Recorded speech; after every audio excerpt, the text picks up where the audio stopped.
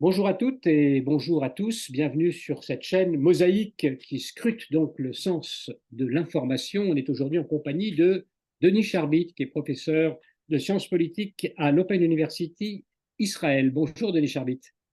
Bonjour Antoine. Alors vous êtes pour quelque temps, Denis Charbit, aux États-Unis pour une série de cours, de conférences.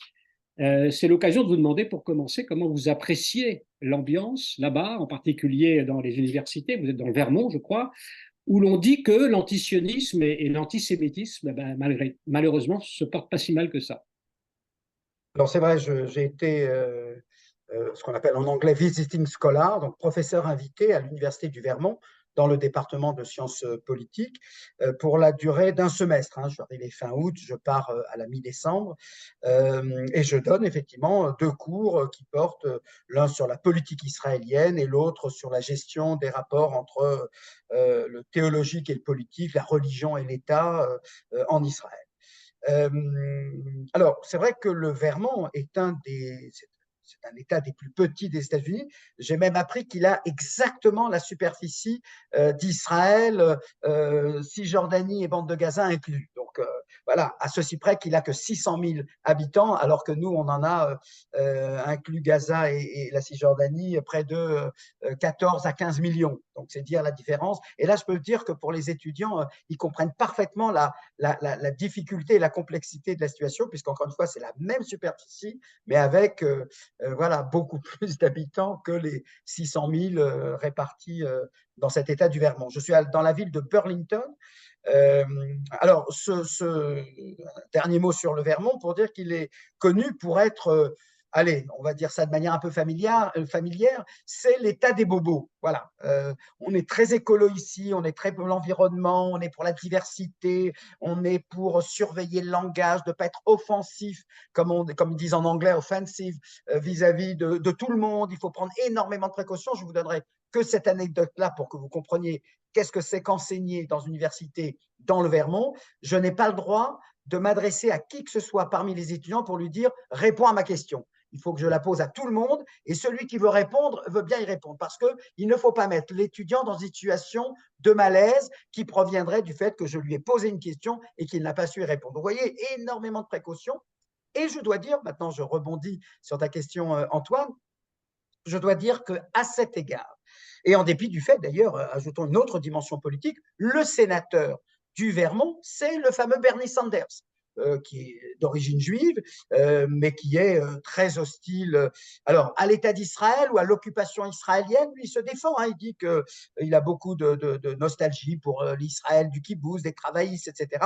Il est en revanche fermement contre l'occupation et il a animé en quelque sorte, il anime en quelque sorte l'aile gauche du Parti démocrate. Donc, c'est dire que voilà l'État et voilà l'université dans laquelle je suis arrivé. Mais je dois dire concernant ce qui se passe dans le campus et dans la ville, eh bien, je dirais que cette méthode ou cette valeur de n'offenser personne, eh bien, c'est traduit, je dois dire, par une relative accalmie. J'étais moi-même surpris, j'en ai même parlé avec le président de l'université en lui disant, mais je m'attendais à ce que le Vermont soit comment dirais-je, sur la même longueur d'onde que Harvard, Cornell, Columbia, etc. Ben, pas du tout.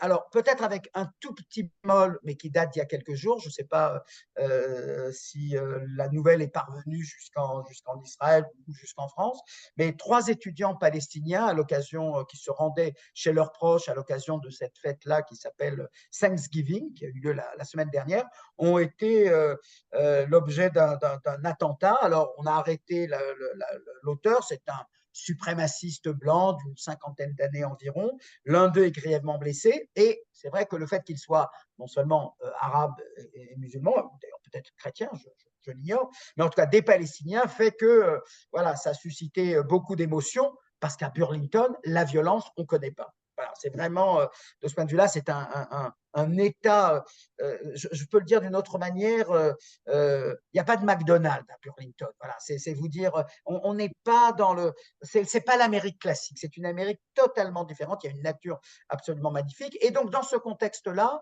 ben voilà, le président de l'université s'étonnait un petit peu d'ailleurs de dire, bah, c'est vrai que les étudiants se sentent en sécurité. Dans mon cours, incontestablement, si je me permets d'évoquer mon cours sur le système politique israélien, pas sur le conflit, hein, mais sur le système politique israélien, le 7 octobre a été un turning point. Ça a été un tournant, non pas que les étudiants n'appréciaient pas le cours, mais là, vous imaginez bien que depuis le 7 octobre, le cours prend une autre ampleur parce que les exemples que je donne, eh ben, je les tire. Je faisais cours hier encore sur l'impact de la Shoah sur le conflit. Je suis pas. Alors, j'ai bien sûr parlé du procès Eichmann et comment ils ont été reçus et Yad Vashem, mais la moitié du cours pour expliquer l'impact de la Shoah sur l'opinion publique israélienne, je ne suis pas allé chercher des exemples dans les années 80, la guerre du Golfe, etc. Je les ai prises dans ce qui se passe depuis un mois et demi. Donc c'est vrai que ça a donné au cours une sorte d'ampleur ou de... parce que voilà, c'est une personne qui... Est-ce que vous constatez une bonne connaissance de la situation globalement, de ce qu'est Israël, de sa situation? Au contraire, c'est Alors, j'ai procédé, c'est une très bonne question, j'ai procédé, mon premier cours, ça a été de me présenter, bien sûr, et de faire un questionnaire. De faire un questionnaire d'une 25 questions QCM, hein, où je posais des questions élémentaires. Combien d'habitants en Israël, 10 millions, 20 millions, 50 millions, la superficie, comme le Vermont, 10 fois plus, 100 fois plus, etc. Et j'ai trouvé, on va dire, voilà, une connaissance très limitée, très moyenne, le nom des partis politiques, qui a été assassiné, machin, Rabin, etc. Bon, il y en a qui ne savaient pas, voilà. Donc, oui, pas une très, très grande connaissance, mais une curiosité, mais qui a pris une ampleur énorme. C'est-à-dire que, non pas qu'ils ne posaient pas de questions jusque-là, mais depuis le 7 octobre, à tous les cours, ils ont des questions parce qu'ils reviennent chez eux, ils regardent les infos sur leur portable, etc. Donc on parle d'Israël, de Gaza, etc. Et donc ça a donné au cours et à leur participation une dimension, je dirais, vibrante et presque émouvante, hein, tellement ils sont, voilà, c'est quand même le breaking news depuis un mais mois et demi. pas avec d'hostilité particulière vis-à-vis Non, d'Israël. non, non, non. Bah, écoutez, j'ai peut-être un peu d'expérience, mais voilà, je ne vais pas me jeter des fleurs, mais j'essaye de faire en sorte que les questions puissent être honnêtes, sincères, voire pas toujours très agréables à entendre, mais désarmées. Mais encore une fois, je pense que ce n'est pas tellement dû à mon cours ou à ma personnalité que vraiment à la manière dont on est extrêmement prévenant, extrêmement prévoyant. Je veux dire, il n'y a pas d'incivilité. Hein. C'est pour ça d'ailleurs que les trois Palestiniens qui ont été victimes de cet attentat, ça a suscité une émotion énorme, indépendamment du fait qu'ils sont palestiniens, parce que le Vermont et Burlington en particulier, c'est autre chose. Alors, on passe à la situation présente. Peut-être d'abord un mot sur ce dilemme moral, éthique auquel est confronté Israël face à cette question des otages par rapport à la nécessité de reprendre une éventuelle intervention. Comment vous percevez ce dilemme? Comment vous le formuleriez et qu'en pensez-vous? Je dirais que, on l'a dit souvent et dans bien des situations, mais s'il y a bien une situation qui fait que personne ne voudrait être à la place du cabinet de guerre, personne ne voudrait prendre la place de Netanyahou, Gantz ou Eisenkot, c'est bien la situation actuelle. Pourquoi? Parce qu'il faut bien comprendre, et je pense que les gens s'en rendent compte, nous étions dans les années 70 perçus comme ceux qui, face au terrorisme, face à la prise d'otages, étions inflexibles. Nous ne répondions, nous avions comment dirais-je, une carapace telle que lorsqu'on nous extorquait, lorsqu'on nous demandait de procéder à des échanges, l'attitude, à l'époque c'était surtout Golda Meir qui incarnait cette attitude-là, était un refus total. On ne négocie pas. Et quand on négociait, c'était toujours de la ruse. Je vous rappelle la négociation qui s'est tenue entre les Israéliens, la fraction armée rouge, avec le médiateur ougandais, mais c'était en fait pas du tout pour arriver à un résultat, c'était uniquement pour préparer, pour se donner du temps pour préparer l'opération Entebbe. Et ça, Comment vous expliquez que les choses aient changé complètement à ce niveau?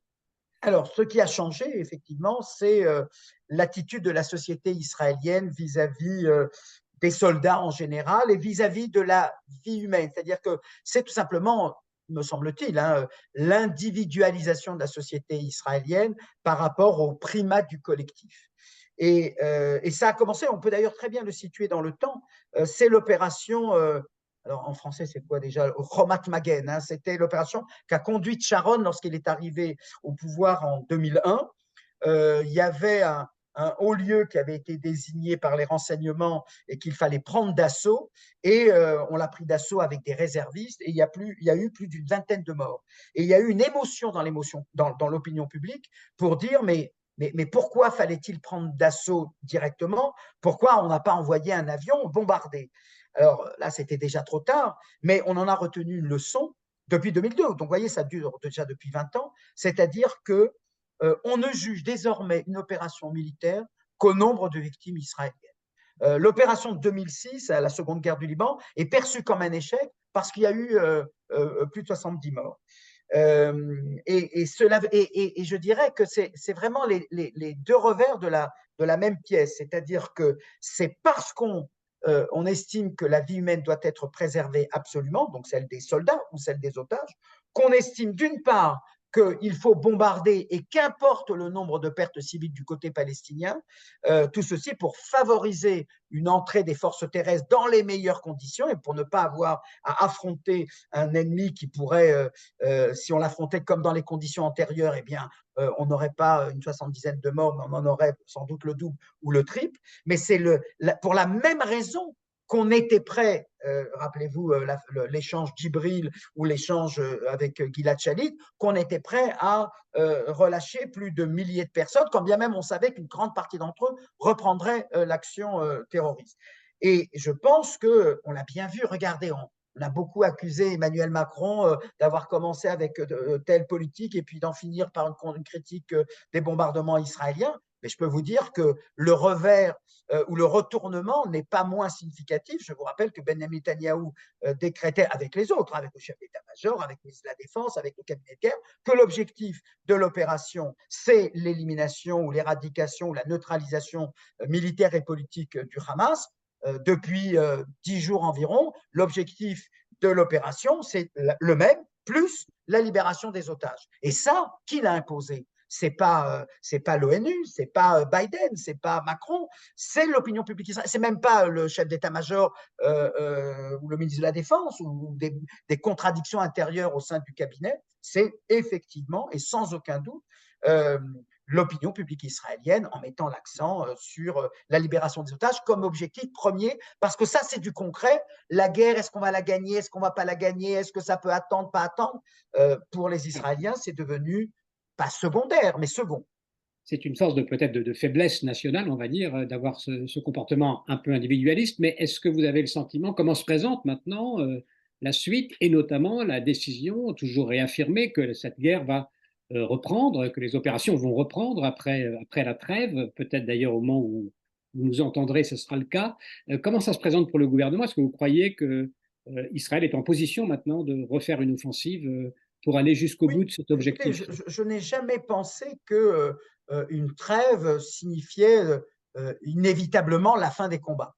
Bien sûr, il pourrait y avoir une proposition sur la table de passer un cessez-le-feu définitif qui prévoirait la libération de tous les otages, en échange de quoi la direction du Hamas militaire et politique serait, je sais pas, transportée au Qatar. On peut imaginer, effectivement, on n'en est pas là, et je dirais que l'attentat de Jérusalem d'il y a quelques heures au moment où nous enregistrons montre bien que voilà, cette trêve ne se prolongera pas de manière indéfinie. J'ajouterais que, bien entendu, on nous dit la trêve va renforcer le Hamas, il va permettre de recompter ses forces, de refaire des entraînements, que sais-je encore, mais c'est la même chose pour Israël. Enfin, je veux dire, une trêve, elle aide les deux côtés, Comment, elle ne signifie pas la fin des combats, et je pense qu'Israël le reprendra comme elle l'a commencé après le 7 octobre. Justement, comment ça se présente cette reprise? Est-ce que le gouvernement israélien va avoir les mains libres là, pas seulement la vieille de son opinion qui est plutôt favorable, mais vis-à-vis des États-Unis notamment pour poursuivre cette opération militaire? Comment voyez-vous la question sur ce plan diplomatique? Écoutez, jusqu'à présent, et quoi qu'on en dise, parce qu'on a beaucoup parlé, on y reviendra sans doute, de la solitude d'Israël. Ce n'est pas une solitude politique, hein. Je veux dire, pour qui les États-Unis ont-ils bougé de flotte aéronavale? Alors, ce n'était pas pour la bande de Gaza, c'était pour dissuader le Hezbollah d'entrer dans la guerre. Donc, de ce point de vue-là, on n'est pas seul. Biden l'a montré, hein. Avant même que Netanyahou puisse y prétendre, le père de la nation, ça a été Biden lorsqu'il est venu écouter les plaintes, les doléances, les souffrances des familles des otages. Et même, encore une fois, si de temps à autre, Anthony Blinken fait telle ou telle déclaration, il faut respecter le droit international, il faut respecter une certaine proportionnalité. Le résultat, c'est que et l'Union européenne et les États-Unis soutiennent pleinement le droit d'Israël à se battre et lui laissent du temps. Alors, combien de temps? C'est toute la question. Et c'est là où la question des pertes civiles du côté palestinien, bien entendu, préoccupe un peu. Hein. Si c'était une préoccupation majeure, ça fait longtemps que les Américains et l'Union européenne auraient dit stop. Or, ils ne le disent pas. Ils ne le disent pas d'abord parce qu'ils savent qu'Israël a les mains libres. Enfin, je veux dire, vous savez, Israël n'est pas un partenaire commode, n'a jamais été un partenaire commode, ni pour les États-Unis, ni pour l'Union européenne. On peut tout au plus donner des recommandations, mais Israël est un État souverain et il fait ce qui lui semble impératif de faire. Et là-dessus, ça n'a jamais failli, quels que soient les Il y a quand gouvernements même qui une se succèdent. dépendance, on dit, une dépendance militaire proprement dite par rapport aux États-Unis, et peut-être que les intérêts de Biden, sur le plan électoral par exemple, pourraient à un moment donné faire jouer contre le soutien Oui, aux opérations. en théorie, tout est possible, mais d'abord, les élections ne sont pas quand même immédiates. Je ne vois pas l'aile gauche du Parti démocrate voter Trump parce qu'ils ont été déçus de la politique trop pro-israélienne de Biden. De manière générale, et souvent d'ailleurs à gauche hein, ou au centre, on a toujours surestimé la capacité de pression des États-Unis sur Israël. Il y a eu des moments, hein, incontestablement, mais ça remonte déjà à loin. La détermination américaine de dire stop et on n'en parle plus. Hein. C'était Reagan au moment de l'évacuation de Beyrouth, c'était James Baker en 1990, il s'en est passé du temps. De nos jours, les États-Unis sont des alliés d'Israël, ils savent qu'ils ont un partenaire pas facile, à qui qu'on convainc difficilement. Et voilà, alors c'est vrai que j'imagine ce que souhaiteraient Blinken et Biden dans la seconde phase qui va s'ouvrir maintenant, c'est continuer votre travail, mais en revanche, essayer de réduire autant que faire se peut le nombre des pertes civiles, parce qu'il y a sans doute un moment où on pourra plus, voilà, mais on n'en est pas là, je crois. Et, Oui. et je dirais parce que il faut ajouter à l'Union européenne et aux États-Unis les pays arabes. Les pays arabes ne demandent rien d'autre qu'Israël fasse le job, fasse le boulot d'éradiquer le Hamas. La question que moi je pose, c'est, mais je le pose, je ne suis pas expert militaire, hein, je reste très prudent. Qu'est-ce que ça veut dire éradiquer le Hamas? Qu'est-ce que ça veut dire éliminer? Ce qu'on a jusqu'à présent, il faut bien le dire, on a des objectifs tactiques. On a abattu 300 combattants, 3000 combattants, il n'y a plus de parlement du Hamas, la Cour suprême du Hamas est terminée.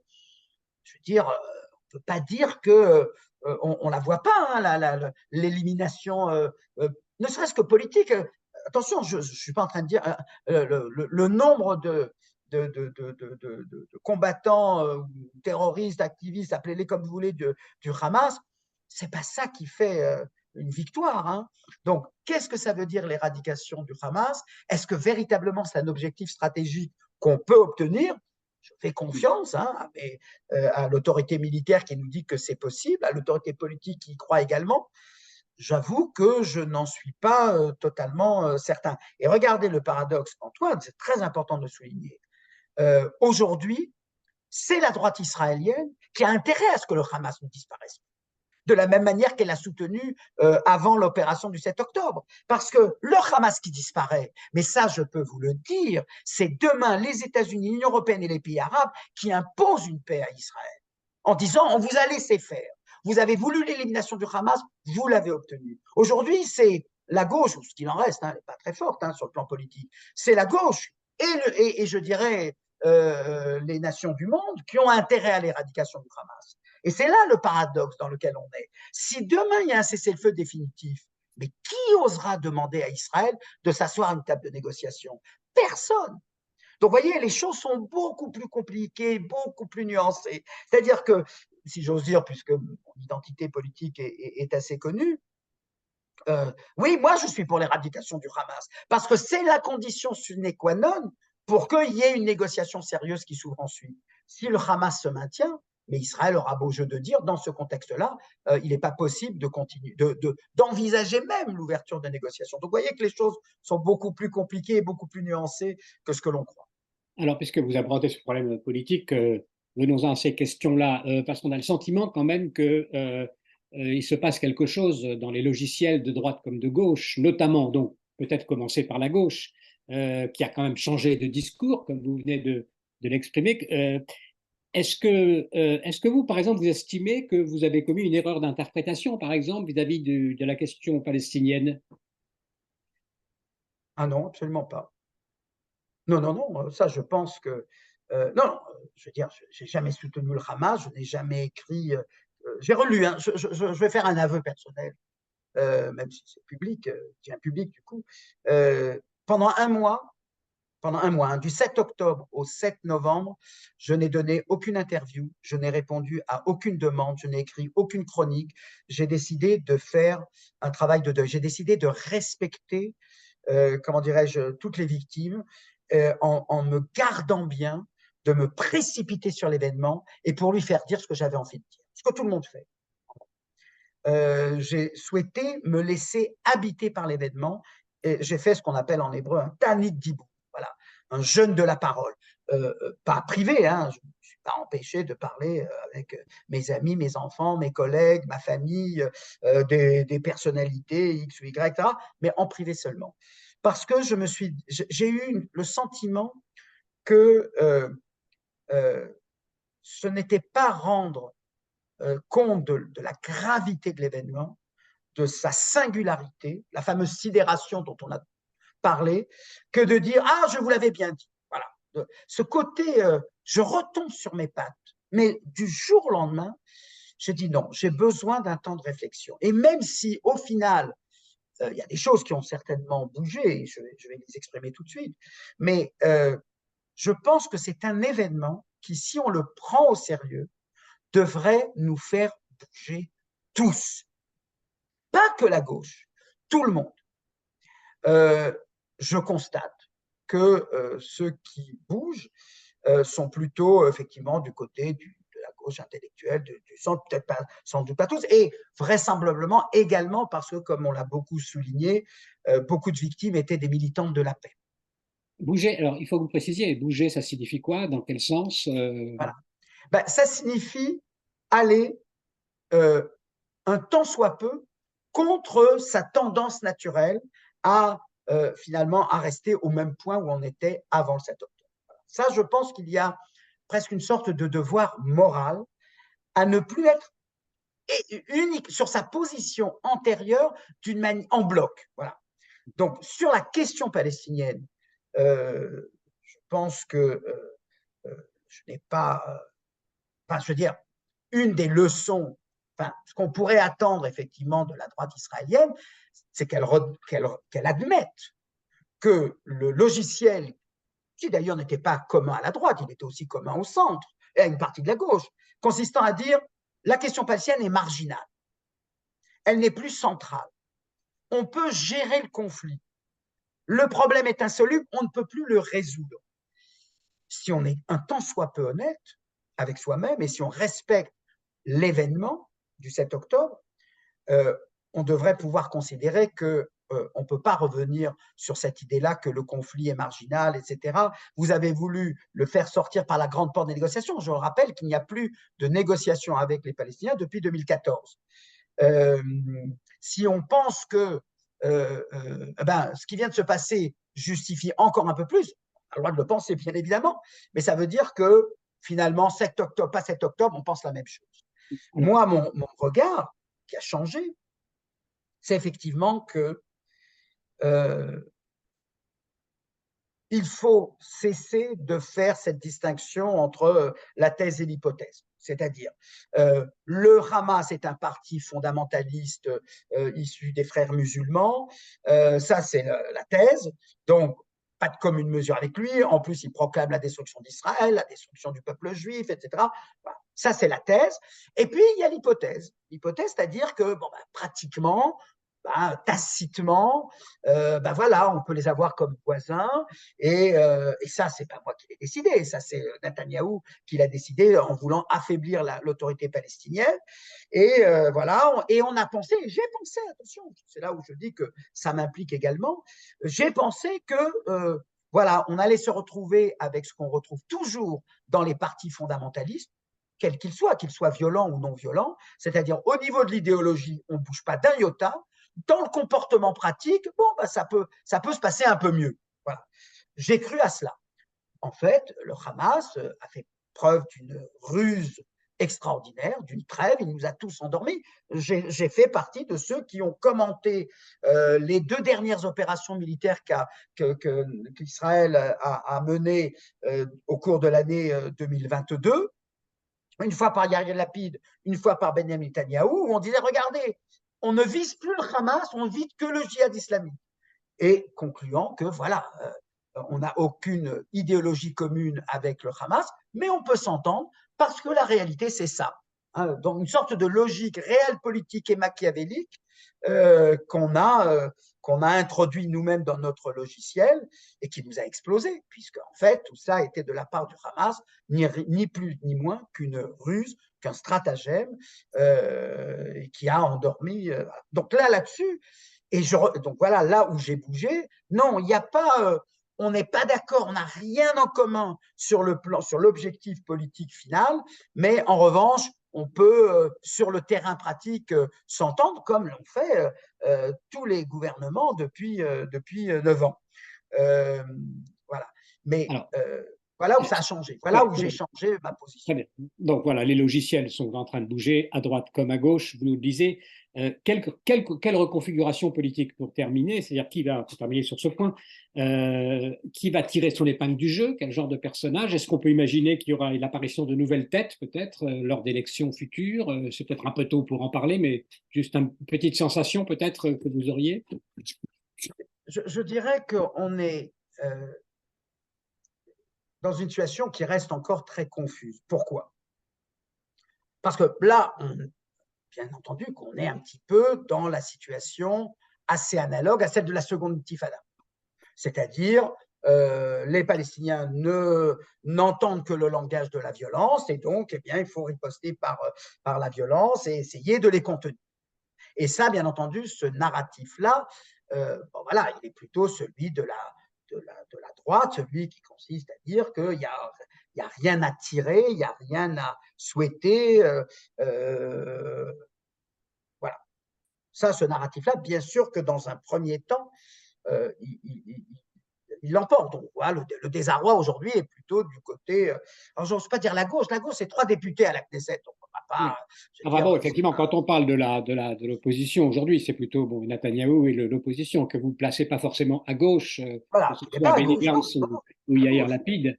Oui, oui. Non, Qui, c'est pas un parti de gauche hier. ouais, ouais. Même s'il peut y avoir 2 ou 3 Ok. députés qui pensent un peu comme cela, mais c'est pas le cas. Ce que je veux Mais, dire, mais c'est que la donc, société civile s'étant réveillée d'une manière incroyable, alors comme voilà, voilà. Maintenant peut-être ça, que voilà, j'ai dit, quelque chose va bouger aussi. objectivement parlant, cette situation conforte le narratif, on va dire, de la suspicion et d'un climat, comme le dit Netanyahou à plusieurs reprises, d'un combat, d'un clash de civilisation. Et donc, quand il y a clash de civilisation, il n'y a que la guerre à outrance. Oui, à ceci près que ça ne s'est pas passé sous Yair Lapid. Voilà. Cette opération du 7 octobre, elle est du 7 octobre 23, pas du 7 octobre 22. En quel cas, la défaite du centre et de la gauche aurait été énorme si les élections avaient été maintenues au 1er novembre 22. Ben non, ça s'est passé sous Netanyahou et sous le gouvernement, comme on le dit, le plus extrême droite, puisqu'il y a quand même 14 députés de la coalition qui revendiquent cette identité politique-là. Et là, je dirais que quand on fait le bilan d'un an de gouvernement, hein, le 28 décembre, on n'est même pas un an, on est à 11 mois. Quand on fait le bilan de ce gouvernement qui nous a imposé comme agenda, qui s'est imposé lui-même, comme agenda la réforme de la Cour suprême et de toutes les prérogatives indépendantes de contre-pouvoir dans le système politique israélien. Puis ensuite, c'est sous leur règne qu'a eu lieu cette attaque terrifiante et terrible par son bilan. La droite ne devrait pas non plus s'en sortir aussi bien que cela. Voilà. C'est ça que je dis que la situation est confuse et ne me demandez pas de deviner. Et j'en veux pour preuve que tout le monde pense que Netanyahou, une fois la guerre terminée, lorsqu'elle sera terminée, alors si la victoire est totale, si l'éradication du Hamas est là, eh ben, il dira je pars sur une victoire.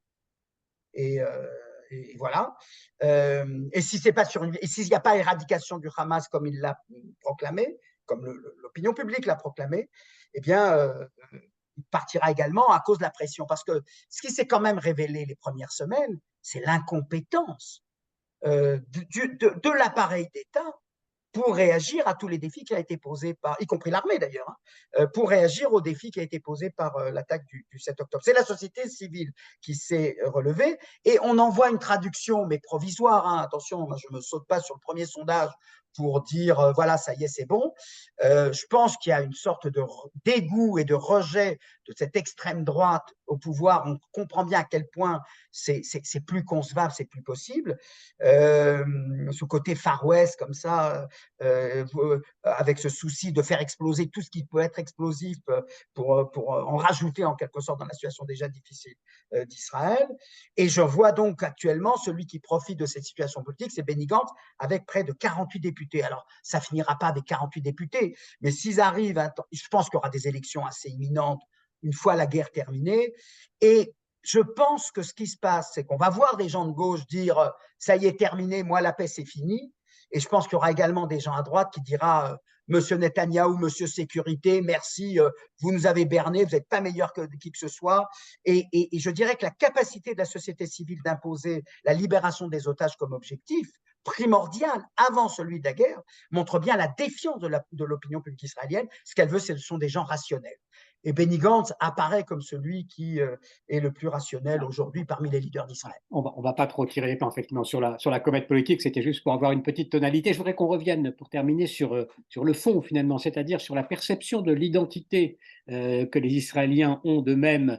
Il y a plusieurs intervenants dans nos interviews sur ce sujet qui ont souligné que la dimension juive était réapparue, qu'il y avait quelque chose qui s'était modifié aussi dans le logiciel de perception de ce qu'était peut-être leur appartenance nationale et aussi peut-être aussi le sionisme. Est-ce que vous avez aussi des lumières à nous apporter sur ce qui se transforme là dans le logiciel alors identitaire israélien?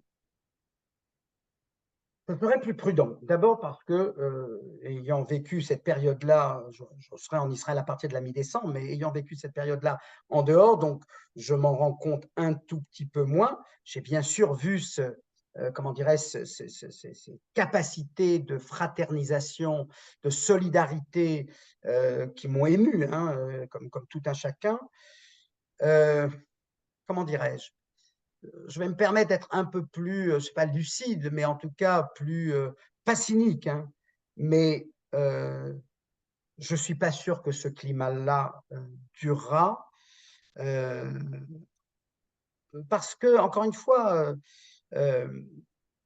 chacun tire la couverture à soi, chacun essaye comment dirais-je, de dire, voyez, j'avais bien raison, et je pense que, alors les divisions reprendront certainement pas l'intensité qu'elles avaient dans les 9 premiers mois, mais je pense que ça va se traduire également par le fait que même si une nouvelle coalition de droite parvenait au pouvoir, elle ne remettrait pas sur à son agenda, et sans doute pas une semaine après la mise en place d'un gouvernement, la réforme. Donc, je pense qu'on Vous êtes va… un spécialiste du sionisme aussi, Denis Charvit.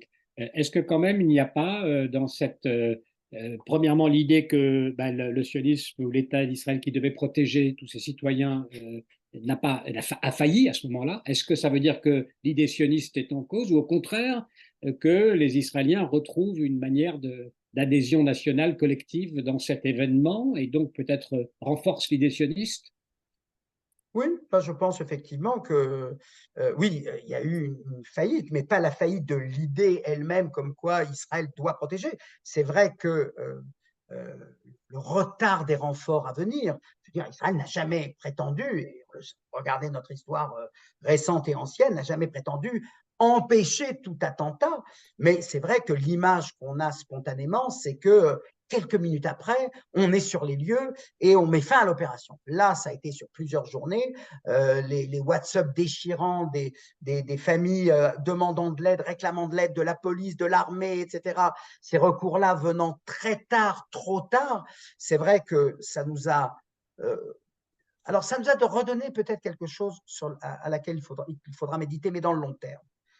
Je crois que ce qui s'est passé, je crois que de 1948 aux années 2000, l'État d'Israël, le sionisme dont vous parliez, a reposé sur deux idées qu'on avait intériorisées. La puissance, il faut être puissant, mais également la conscience de sa fragilité. Et je pense que les années Netanyahou, pas sur le plan politique politicienne, hein, si j'analyse l'âme israélienne, hein, ça a été les années où on s'est dit, mais finalement, on n'est plus fragile, on n'est plus vulnérable, on est des puissants. Et vous savez, le problème de la puissance, c'est que quand on la détient, on croit qu'on l'a pour l'éternité.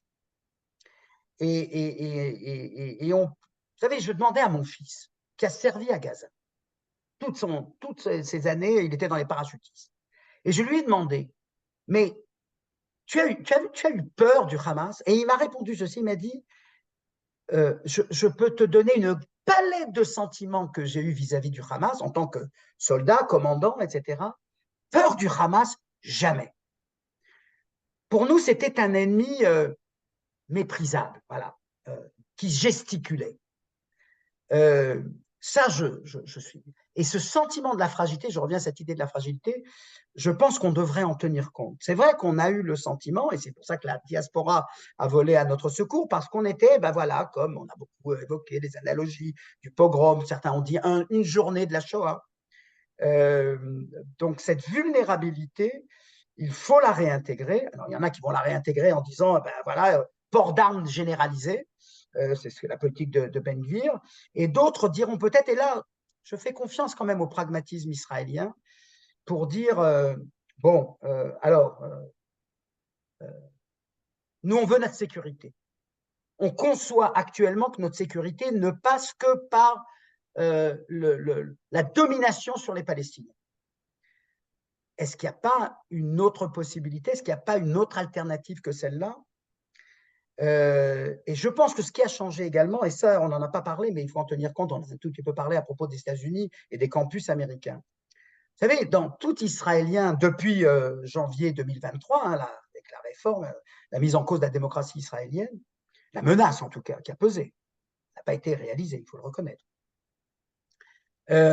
Beaucoup disaient, ben, si on a un autre passeport, ben, si vraiment ça tourne mal et que ce pays devient théocratique et illibéral, eh ben, on pourra aller ailleurs.